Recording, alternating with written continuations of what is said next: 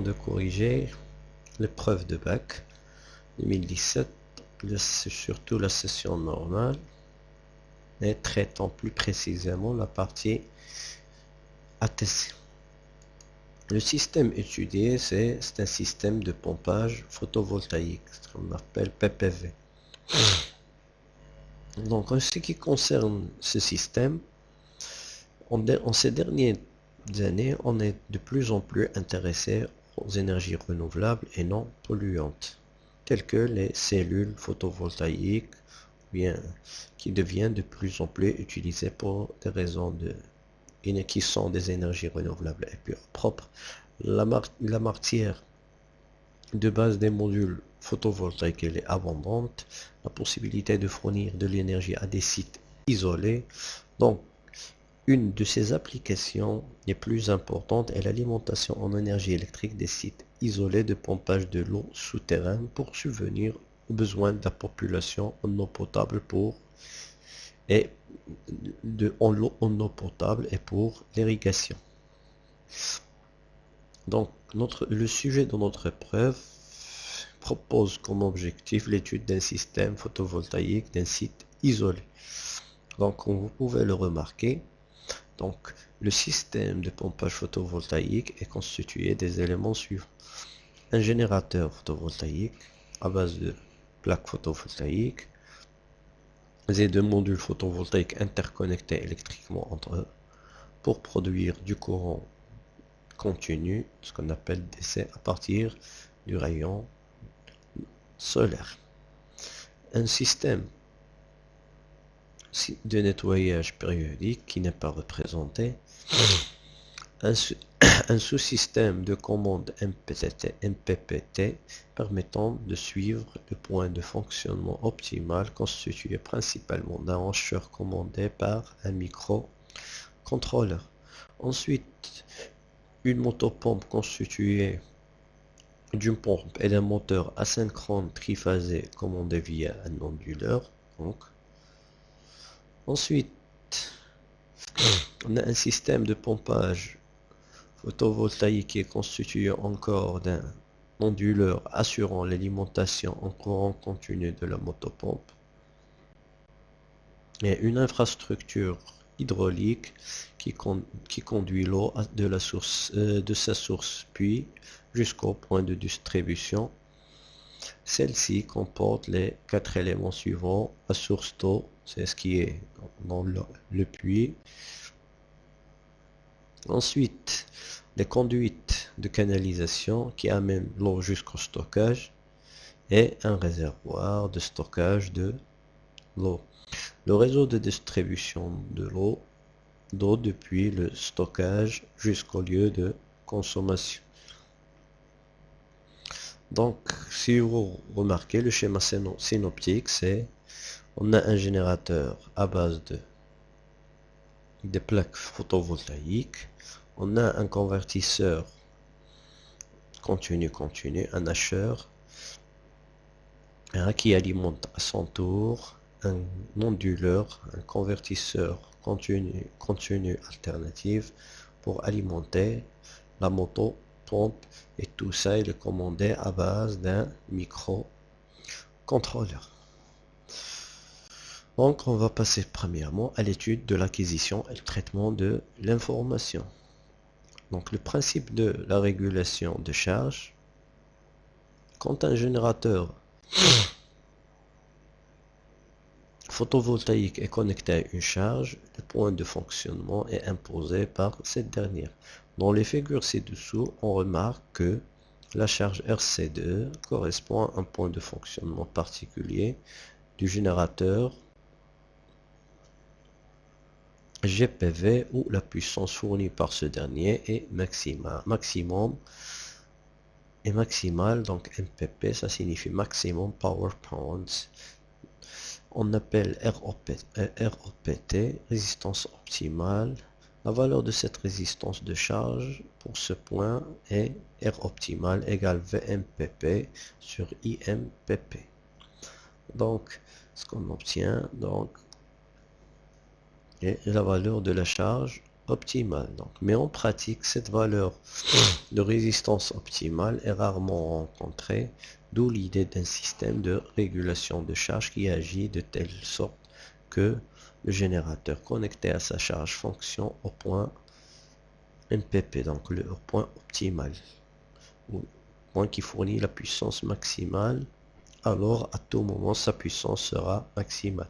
Un tel système est généralement basé sur un hacheur convertisseur continu qui est commandé par un microcontrôleur. La résistance vue par le générateur a pour expression résistance vue par le générateur égale V sur I égale RC divisé par alpha au carré.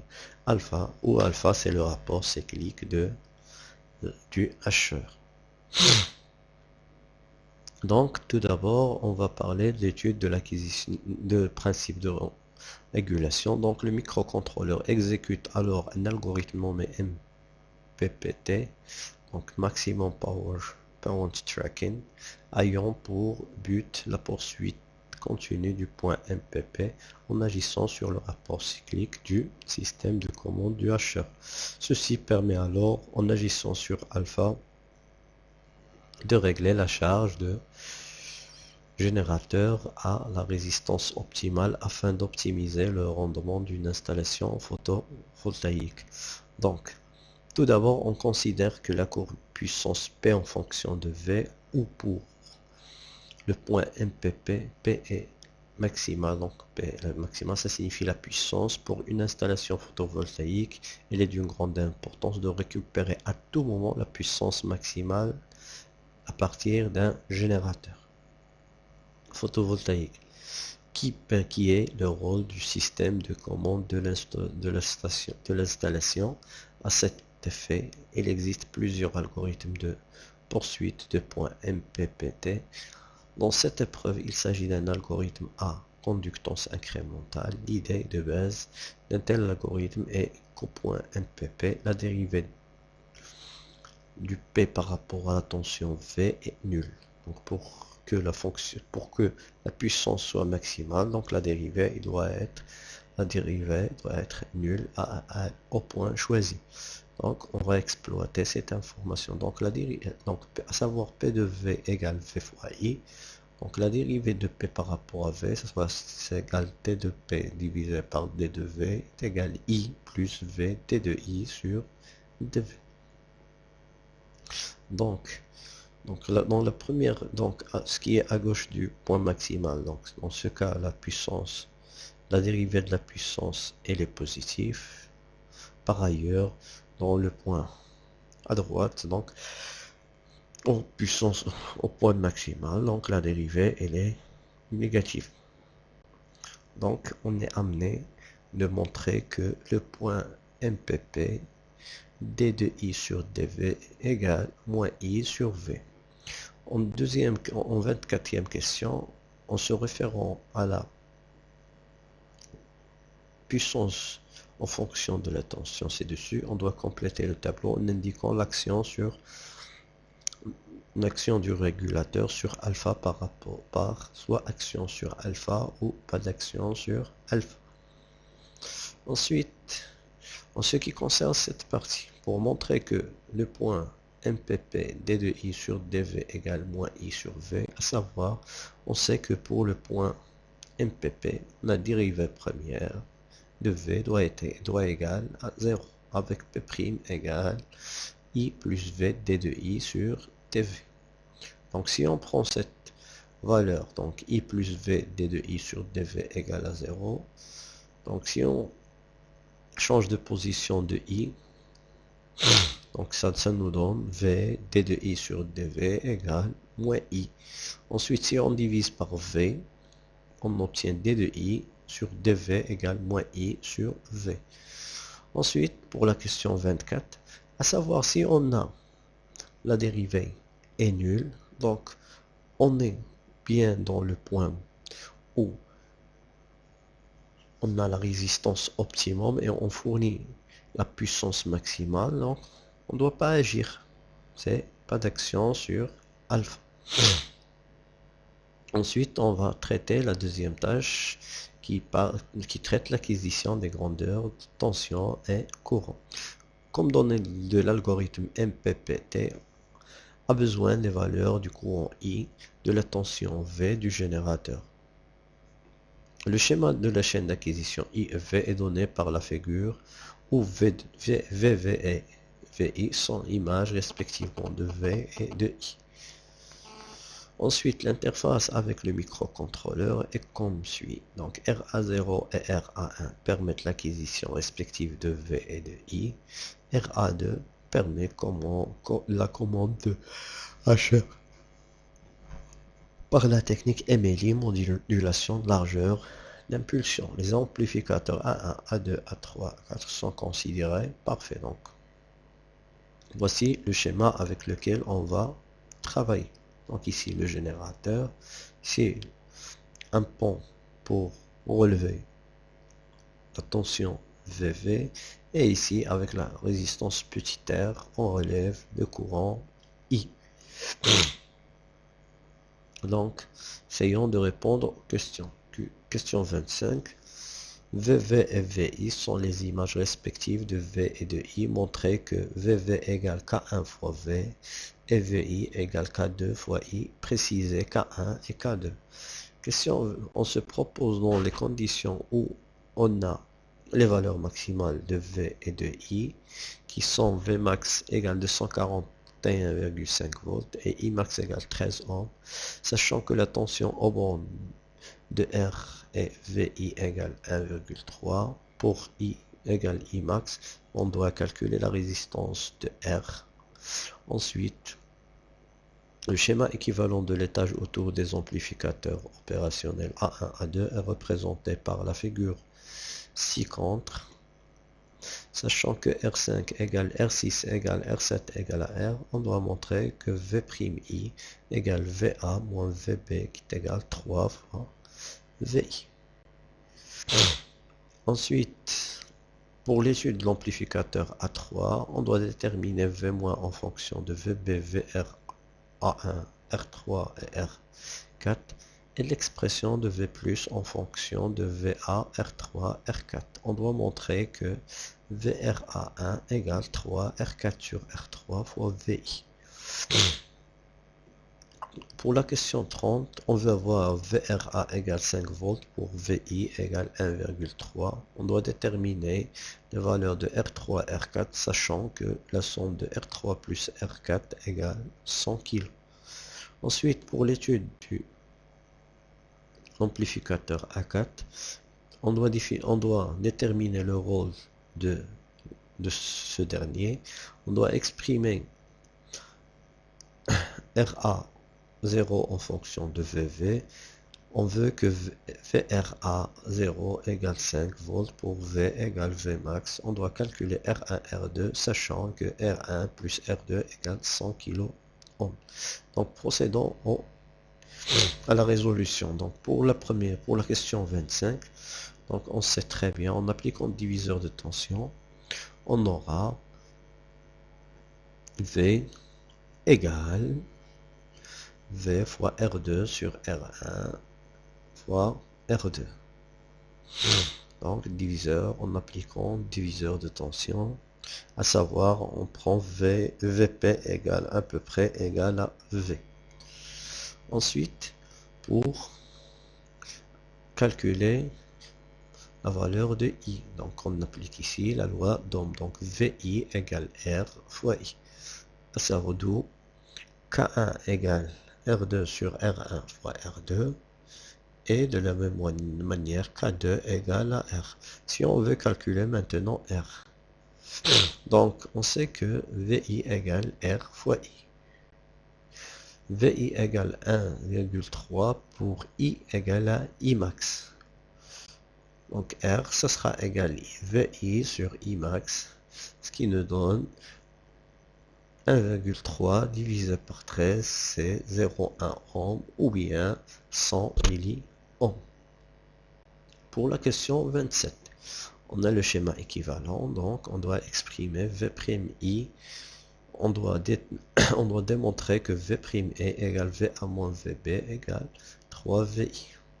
Donc en appliquant la loi d'Émail, on obtient directement V'I égale VA moins VB.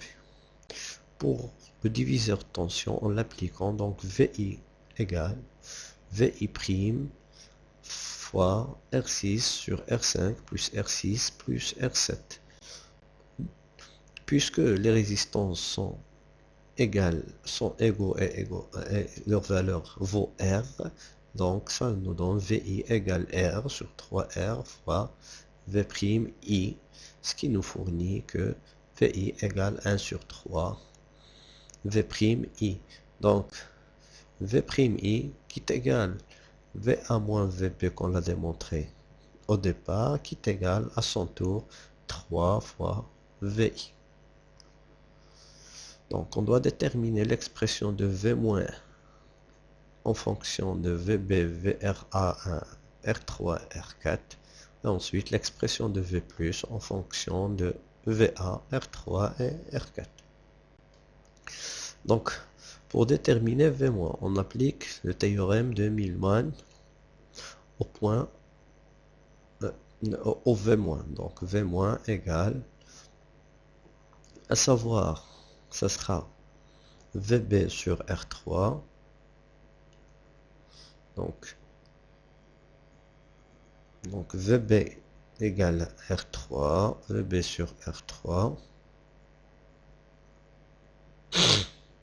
plus sur 1 sur R3, plus VRA1 sur R4 sur 1 sur R4.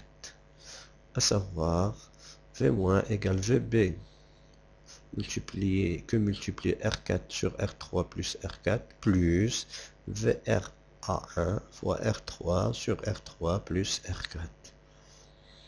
En appliquant le diviseur de tension au point au V+, donc V+, automatiquement égale VA fois R4 sur R3 plus R4. On doit montrer alors que VRA égale 3 fois R4 sur R3 fois VI. On sait que notre amplificateur A3 fonctionne au régime linéaire, ou bien au mode amplification, à savoir il y a contraction négative, donc automatiquement V+ égale à V-, et on a les deux expressions de V+ et V-, donc VA fois R4 sur R3 plus R4 égale VB fois R4 sur R3 plus R4 plus VRA1 fois R3 sur R3 plus R4. Donc, si on passe VB de l'autre côté, donc on aura VRA1 fois R3 sur R3 plus R4 égale VA moins VB que multiplie avec R4 sur R3 plus R4.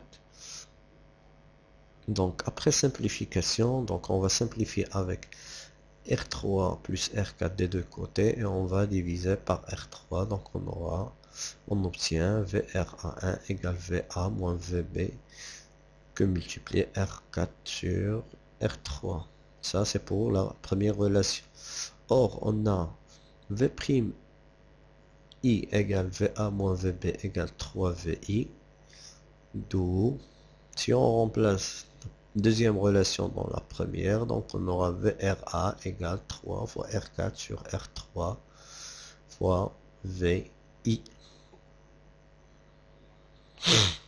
Donc essayons de répondre à la question 30. Donc on veut avoir VRA1 égale 5 volts pour VI égale 1,3 volts. Donc on doit déterminer R3 et R4 sachant que leur somme égale 100 kg. Donc on sait très bien que VRA1 égale 3 fois R4 sur R3 fois VI. D'où R4 sur R3 égale VRA1 sur 3VI et on a toujours R3 plus R4 égale 100 kg. Donc si on divise donc, le résultat de R4 sur R3, ça nous donne 1,25 et R3 plus R4 égale 100 kg. Donc automatiquement avec simplification on remplace une équation dans l'autre, donc on aura R3 égale 43, pardon, 43,86 kilo ohm et R4 égale 56,14 kilo. Donc, en ce qui concerne l'étude de l'amplificateur 4. Donc, le rôle de l'amplificateur 4, c'est un montage suiveur. Donc, généralement, les montages suiveurs, ou bien souvent les montages suiveurs, ça permet l'adaptation d'impédance. Donc, on est amené à exprimer VRA0 en fonction de VV. Donc, à savoir, on l'a déjà cité, c'est un montage suiveur. Donc, l'entrée automatiquement égale la sortie. Donc, si on veut le montrer, donc l'amplificateur 4 fonctionne en régime linéaire. Donc, V plus égale à V moins, avec V plus égale VV, V moins égale VRA0, d'où VRA0 égale VV. Donc, on veut VRA0 égale 5 volts pour V égale V max. On doit calculer R1, R2, sachant que leur somme égale de même 100 kg. Donc, on sait que VRA0 égale V fois R2 sur R1 plus R2, d'où, d'où 1 plus R1 sur R2 égale V max sur VRA0 et la somme égale 100 kg. Donc, R1 sur R2 égale 240,5 et leur somme égale 100 kilo ohm, d'où finalement, on aura R1 égale 97,93 et R2 égale 2,07 ohm. Donc, on va essayer dans la tâche 3 de compléter le tableau résumant la configuration des entrées et sorties du microcontrôleur et ensuite de répondre à un programme à partir d'un organigramme qui décrit l'algorithme de la conductance incrémentale, à savoir qui permet de suivre le point maximal.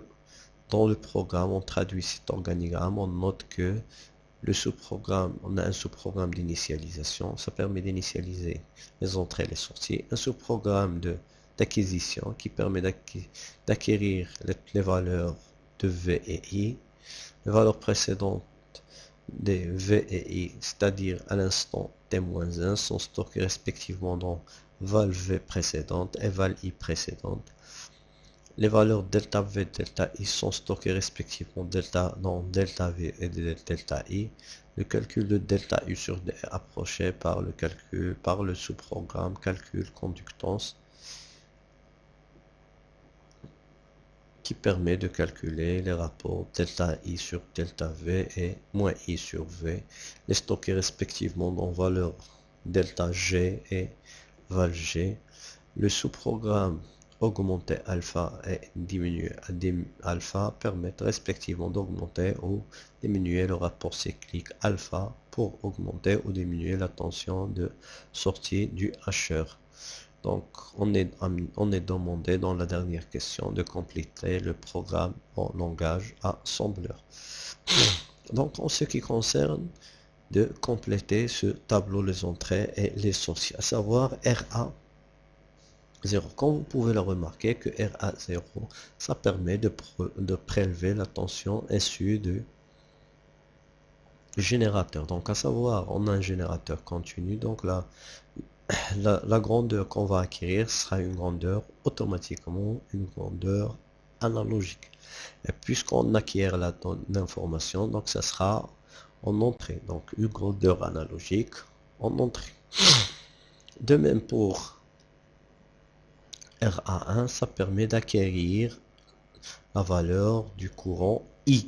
Donc il va acquérir une grande courant I, ce qui est une valeur analogique. Donc A analogique, puisqu'on acquiert à travers RA1 une grandeur analogique, donc ça sera en entrée. Ensuite RA2, ça permet de commander le hacheur. Donc pour commander le hacheur, c'est en MLI, donc c'est ce qui permet de commander. Donc les sorties du microcontrôleur sont des sorties logiques. et puisqu'on commande avec, donc automatiquement ça sera une sortie. Donc maintenant,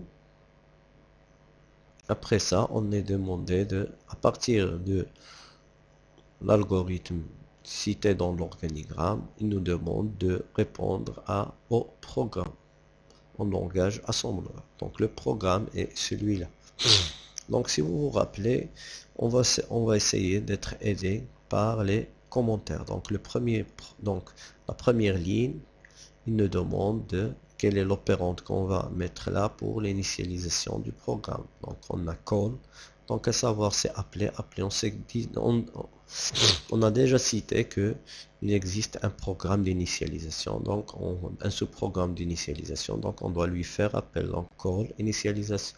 Ensuite, on sait très bien, si on remarque ici que dans notre commentaire, il y a acquisition de V et de I.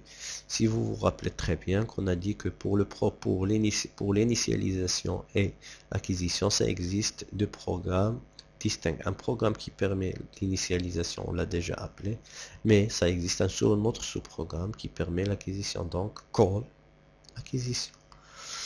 Ensuite, on va calculer la valeur de delta V. Donc, on charge la valeur delta V dans W et on va essayer de faire la différence. Donc la nouvelle valeur moins la valeur précédente. Donc SAB WF val V tout simplement. On a la valeur précédente qu'on va prélever de la valeur qu'on a acquérir maintenant. Donc val V virgule W. Ensuite, on va déplacer le résultat vers delta V. Ensuite, de la même façon, on a move F val I précédent virgule W. On va soustraire cette valeur de val I W pour obtenir la valeur de delta I. Donc ici, on va mettre delta I. Ensuite, on doit tester est-ce que le résultat est nul. Donc pour tester le résultat nul, on teste tout simplement le bit Z du registre statut. Donc, on va mettre btfss statut virgule Z. Ensuite, après, on va, si le test est bon, on passe au test de I. On doit tester I. Est-ce qu'il est à partir de ce qu'on a vu à l'organigramme? Donc on doit tester ici. Sinon, on doit aller pour faire varier V. Sinon, c'est oui, on continue. Donc on teste I. Après le test I, si le résultat est nul, donc on va aller à la mise à jour pour charger de nouvelles valeurs. Sinon, on doit varier I. Ensuite, donc la mise à jour. Maintenant, on est amené à partir du commentaire au calcul de la conductance comme vous pouvez. Si vous vous rappelez très bien qu'on a un sous-programme de calcul de conductance dont on va lui faire appel. Donc calcul de conductance. Calcul de